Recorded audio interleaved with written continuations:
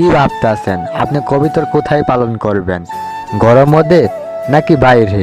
তো চলুন সেটা জেনে নেই। আপনি যে কবিতর ঘরের মধ্যে লালন পালন করেন তাহলে কিন্তু আপনার খরচা অনেক বেশি হবে, কেননা আপনি যদি ঘরের মধ্যে কবুতর পালন করেন তাহলে কিন্তু ওই কবুতরগুলোকে কিন্তু খাবার কিনে কিন্তু তারপর খাওয়াতে হবে সব সময়। আর যদি আপনি বাইরে কবুতর লালন পালন করেন তাহলে কি হবে? তাহলে হবে যে আপনার কবুতরগুলো বন্ধুতনে খেয়ে আসবে এবং কি আপনার সেই আদারগুলো বেঁচে যাবে, সেই আদার কেনার টাকাগুলো বেঁচে যাবে। এরপর আপনি কিছুটা কবুতরের মতনে লাভ অর্জন করতে পারবেন।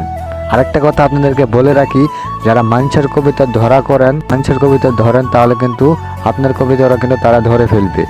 এরপর কিন্তু আসলে আপনার খামারটা কমে যাবে। তাই আমি মনে করি যে মানুষের কবুতরগুলো আপনারা ধরবেন না।